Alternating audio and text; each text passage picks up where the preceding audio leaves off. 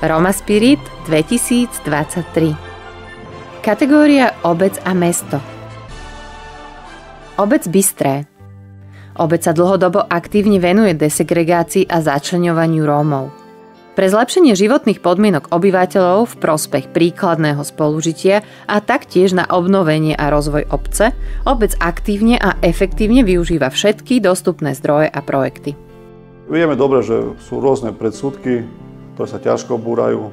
To nie iba v našej obci, ale po celom Slovensku. Obec sa snaží, aby sme zapájali tých našich spoluobčanov rómskych aj do fungovania, aj do budovania obce. Starosta stále berie ohľad na to, že by bolo to vyvážené. Ak je to projekt, kde môžeme zamestnať viacero ľudí, starosta stále sa snaží zamestnať aj Rómov. Ja si myslím, že darí sa im. Väčšia časť aj v súčasnej dobe rómskych spoluobčanov je zamestnaná. A sociálny podnik zamestnáva aj našich Rómov. Venujeme sa stavebnej činnosti, vývozu odpadu. Odpad vyvážame nielen v našej obci, ale aj pre susedné obce, s ktorými máme zmluvy. Čo sa dá, snažíme sa využiť. To znamená, že ešte, keď začínala terénna sociálna práca v 2005 roku, sme sa zapojili. To znamená, že už v tom čase tie pracovníci chodili a robili takú osvetu medzi rómskymi spoluobčanmi, že aby dávali deti do materských škôl, aby sa deťom venovali, aby navštevovali základné školy, aby sa odstranilo školáctvo. Že vzdelanie im isto najviac pomôže do života. Pracujem ako pedagogický asistent, venujem sa deťom pri samoobslužných činnostiach, pri vytváraní nejakých pomôcok.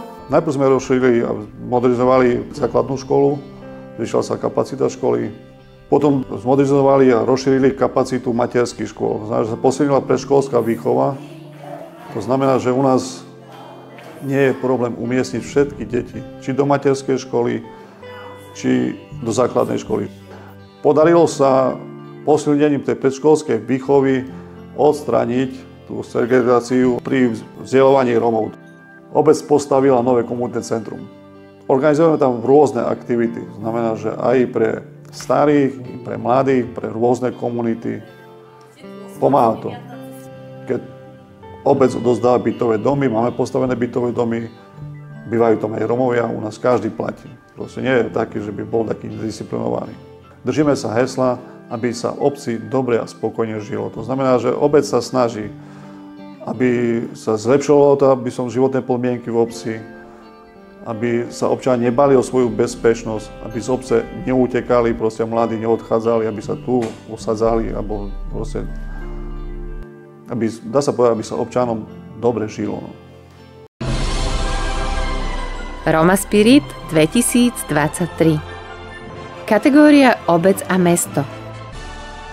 Lúnik 9, Mestská časť Košice. Mestská časť viac ako 7 000 obyvateľmi vďaka činorodému vedeniu, podpore mesta a spolupráci viacerých aktérov zaznamenala výrazný posun. Výsledky ako zvýšená kvalita bývania s funkčným osvetlením bez hromadiacich sa smetí a dlhov postupne pomáhajú prebíjať stereotypný obraz sídliska. Lúnik 9 bol dlhé roky prezentovaný len negatívne. Dnes to už neplatí. Dnes už môžeme hovoriť o mnohých dobrých veciach, ktoré sa nám podarilo realizovať, o dobrých projektoch pre ľudí a pre rozvoj našej mestskej časti. Za posledných 9 rokov sa nám mestskej časti podarilo zbaviť dlhov. Vyriešili sme dlhoročný problém s odpadom, s bytovými domami. Obnovili sme dlhodobo nefunkčné verejné osvetlenie. Vybudovali sme 2 oddychové zóny, detské ihriska, multifunkčné ihrisko. A podarilo sa nám vybudovať kamerový systém, ktorý nám pomáha udržiavať poriadok a bezpečnosť na sídlisku. Podarilo sa nám do 160 bytov obnoviť dodávku pitnej vody a elektriny cez kreditný systém. V spolupráci s našimi partnermi realizujeme v našej mestskej časti niekoľko projektov, akými sú napríklad asistenti podpory zdravia, rómski asistenti učiteľa, terénna sociálna práca, komunitné centrum a svojpomocná výstava rodinných domov. Aktuálne prvá rodina svojpomocne si stavia rodinný dom. S našimi partnermi každoročne realizujeme aktivity s názvom Spoznaj behom Košice Lúnik 9 a Potulky mestom Košice, na ktorých sa pravidelne zúčastňuje až 200 ľudí, ktorým ukazujeme pozitívne zmeny v našej mestskej časti. Aj takýmito aktivitami sa snažíme búrať predsudky. Ako starosta som veľmi rád, že sa nám podarilo pripraviť sídlisko na historicky najvýznamnejšiu udalosť Luníka 9, ktorou bola návšteva pápeža. Táto udalosť zanechala v našich obyvateľov silnejšiu vieru a ukázala nielen Slovákom, ale aj celému svetu Luník 9 s krajšou tvárou. Mojou takou osobnou srdcovkou je oddychové miesto s krížom, ktoré sme vybudovali na počesť návštevy pápeža, kde sme aj umiestnili pamätnú tabulu, ktorú požehnal sám svätý otec František. Prioritným zámerom mestskej časti do budúcna je dokončiť projekt prestupného bývania, na ktorý máme platné stavebné povolenie. V rámci tohto projektu postavíme 48 bytov, do ktorých presťahujeme rodiny z existujúcich bytov po splnení určitých kritérií a do ich uvoľnených bytov presťahujeme rodiny z nelegálnej osady Mašličkovo. Takto chceme zlikvidovať nelegálnu osadu. Na základnej škole sme založili 40-členný spevácky zbor, ktorý našu mestskú časť úspešne reprezentuje. Mňa ako starostu teší, že Luník 9 sa stáva lepším miestom pre život. Roma Spirit 2023. Kategória Obec a mesto. Obec Veľká Lomnica. Posunúť vpred a podporiť komunitu viac ako 5000 ľudí žijúcich v ťažkých podmienkach si vyžaduje dlhodobú mravenčiu prácu širokého spektra aktérov.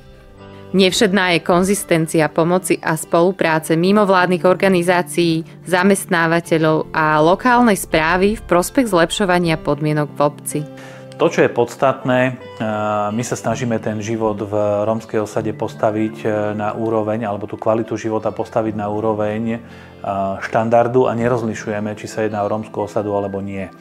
Či už sa jednalo o miestnu občiansku poriadkovú službu, alebo terénnu sociálnu prácu, alebo komunitnú prácu, asistentov zdravia, asistentov učiteľov v materskej škole, v základnej škole, tak všetky tieto projekty sme úspešne realizovali v obci a pevne verím, že to bude aj tak do budúcna. Pár rokov dozadu sa nám podarilo vybudovať v rómskej osade komunitné centrum, ktoré vytvorilo priestor na zmysluplné trávenie voľnočasových aktivít práve pre deti zo znevýhodneného prostredia.